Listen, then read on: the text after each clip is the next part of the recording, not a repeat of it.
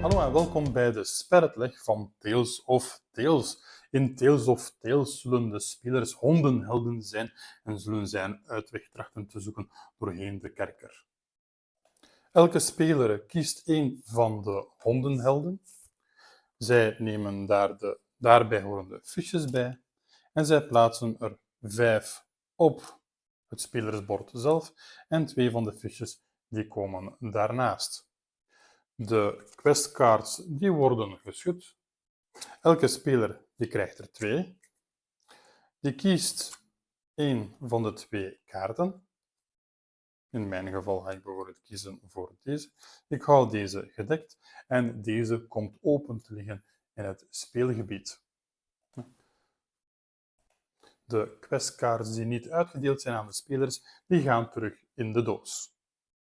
In een spel met 3 spelers zouden er dus 3 quests in het gemeenschappelijk gebied liggen en zouden er 3 spelers een gedekte quest bij hun liggen hebben. We gaan dan op zoek naar de startkaart, dus dat is deze met het hartje in het midden.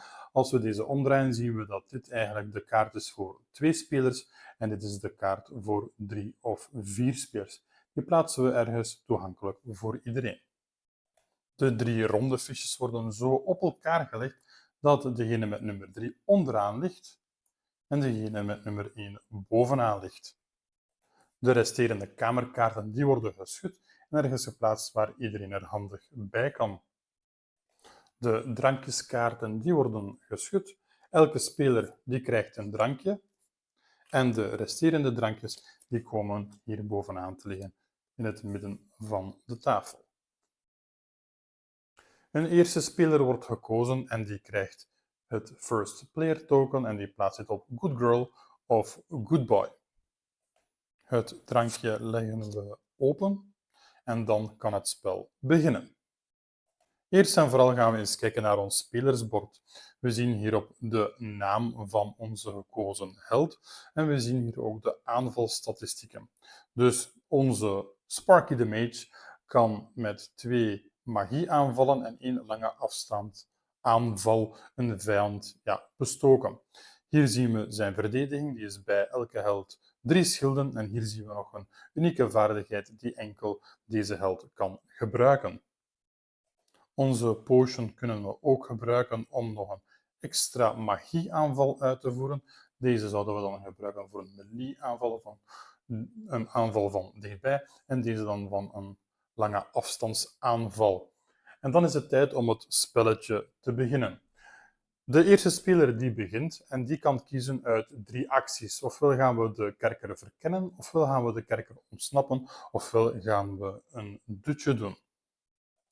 Wanneer we een kerker willen verkennen, nemen we gewoon de bovenste kaart van onze kamerkaart en dan leggen we die in het begin toch aan deze startkaart.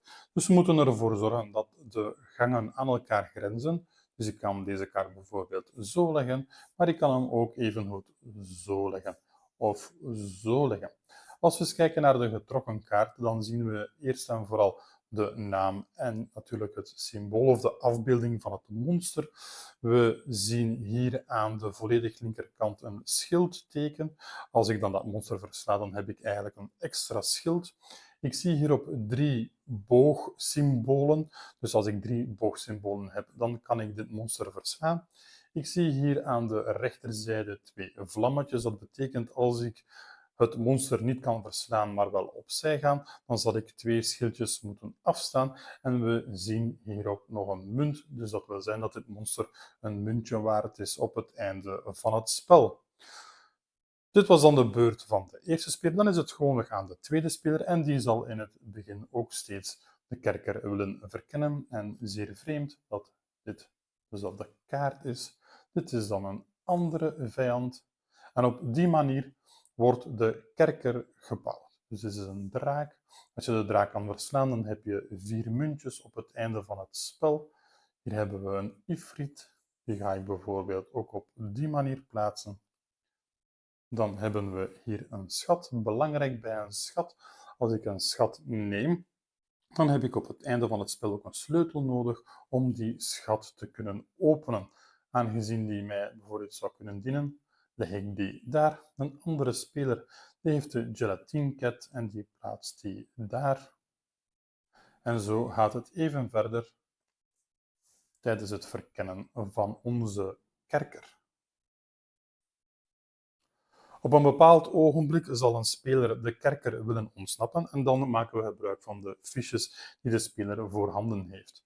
Ik, als Sparky the Mage met mijn statistieken, zal bijvoorbeeld beslissen om deze route te nemen om hier uit de kerker te geraken. Wat doen we dan? Wel, we nemen de fiches, de 5 fiches die in het begin ter beschikking zijn. Het kan zijn dat ik later in het spel nog die 2 extra fiches kan krijgen.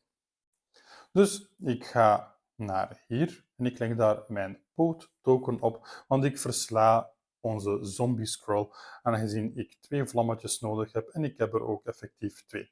De kaart die laat ik op dit ogenblik liggen, die komt pas op het einde van de ronde in mijn bezit. Dan hebben we de Ifrit. De Ifrit, daarvoor heb ik 2 zwaarden voor nodig. Die heb ik jammer genoeg niet, dus die ga ik ontwijken. Dus dat betekent dat ik virtueel 1 schild minder heb.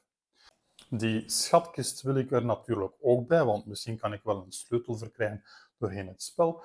Dan leg ik mijn pootvisje daarop en de zombie scroll, die andere, die kan ik ook overwinnen. Dit zou dan de beurt zijn van mij als eerste speler en Sparky the Mage. Op dit ogenblik is er dan al 1 speler uit de kerker. En als er 1 speler uit de kerker is, dan worden er een aantal kaarten van de trekstapel genomen om een nieuwe trekstapel te vormen. Als er nog 1 hond in de kerker is, dan blijven er nog 4 kaarten over. 2 spelers, dan komen er 8 kaarten op deze trekstapel. En zijn er nog 3 spelers over, dan komen er 12 kaarten op deze stapel terecht. Aangezien we bezig zijn met een 3-spelerspel en er 1 speler uit het spel is, zijn dit dan 8 kaarten die we aftellen van onze trekstapel.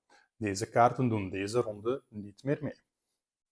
Dus dat betekent dat de andere spelers een kaart mogen nemen en die mogen, deze zouden ze in de praktijk nu niet doen, maar die mogen bijvoorbeeld nog verder bouwen aan deze kant. Terwijl ik toch al uit het spel ben. Dus dan hebben we weer een Gelatine Cat en dergelijke meer. Dan kan een andere speler beslissen om de kerker te ontsnappen. Wanneer een speler wil ontsnappen, moet hij ervoor zorgen dat hij niet via de route gaat van een andere speler die al de kerker uit is. Hij mag dus met andere woorden geen andere pootvisje tegenkomen. Hij mag ook niet 2 maal dezelfde kamer bezoeken. De volgende speler wil bijvoorbeeld ontsnappen en die plaatst daar dan zijn fiches op. En dan natuurlijk onze derde speler, die gaat een beetje in een toertje en die kan nog zo rond geraken. Wanneer alle spelers uit de kerker zijn of wanneer alle spelers een dutje doen, en een dutje doen wil eigenlijk zeggen passen, dan gaan we kijken welke spelers welke kaarten kunnen nemen.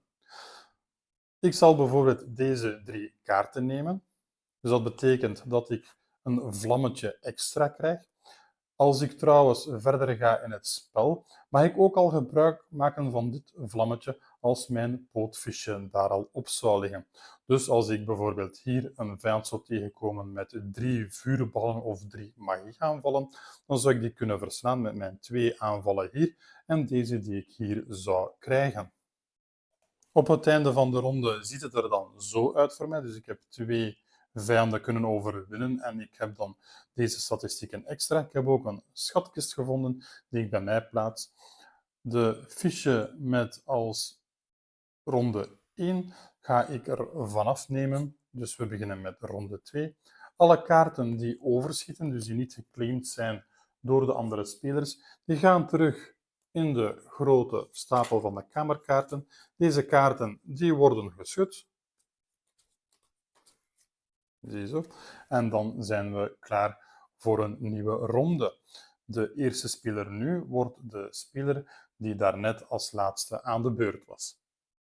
Een van de andere beschikbare acties, dus het verkennen van de kerker en het ontsnappen uit de kerker, dat zijn al 2 van de 3 acties. De derde actie was een dutje nemen, dus als we zien dat we eigenlijk nergens meer een uitweg vinden of iets dat ons niet goed zou bekomen, dan kunnen we een dutje nemen en dan gaan we een van onze pootvisjes hier plaatsen en dan hebben we straks ook 6 pootvisjes tot onze beschikking. Ik heb hier nu enkele speciale kaarten voor mij uitgelegd om deze ook even uit te leggen. Dus we hebben hier een portaal. Een portaal is direct aan een ander portaal gelinkt en we kunnen eigenlijk teleporteren van de ene naar de andere kaart. Hier hebben we een chocolate golem. Ik heb hiervoor 3 vuurbalen nodig om die te verslaan. Die geeft mij een muntje. En als ik die niet kan verslaan, kan ik er wel nog passeren als ik dan virtueel 2 schildjes afgeef. Als ik dan deze vijand overwin, dan krijg ik ook nog een schildje bij voor de volgende ronde. In sommige kaarten zal je ook muntjes vinden. En in sommige kaarten zal je ook deuren vinden. Om die deuren te openen, moet ik eerst de mosquito verslaan. Die mosquito die heb ik ook nodig om een schatkist op het einde van het spel te openen. Dan zien we hier een trapkaart en die kunnen we eigenlijk op 2 manieren behandelen. De eerste manier is om er op deze dan toch een schildkaart te leggen. Dat betekent als ik een kaart heb waarop mijn beloning een schild is, mag ik deze er zo op plaatsen. Een andere speler die mag niet op deze locatie komen. Als ik zo geen kaart heb, dan leg ik daar een pauwtoken op en dan zal deze kaart mij op het einde van het spel een muntstuk kosten. Je kan een valkaart ook ontmantelen door er een potion op te plaatsen. En we doen eigenlijk hetzelfde als hier met de chocolate column. We plaatsen die omgekeerd. Op het einde van de ronde gaan deze 2 kaarten weg. De potion komt dan wel weer ter beschikking van de andere spelers. Dan hebben we ook nog een stray raccoon. Wanneer ik deze wil opnemen, dan leg ik daar een pauwtoken op en dan beslis ik onmiddellijk welke kant ik kies. Ofwel kies ik voor de linkerzijde ofwel voor de rechterzijde. De linkerzijde heeft mij een zwaardje en een boog. Beter gezegd een zwaardje of een boog.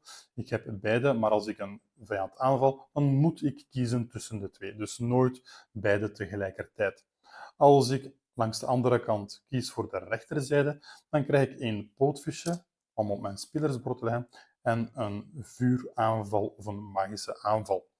Op het einde van het spel zal ik deze stray raccoon ook moeten betalen, dus dan verlies ik ook 1 muntje.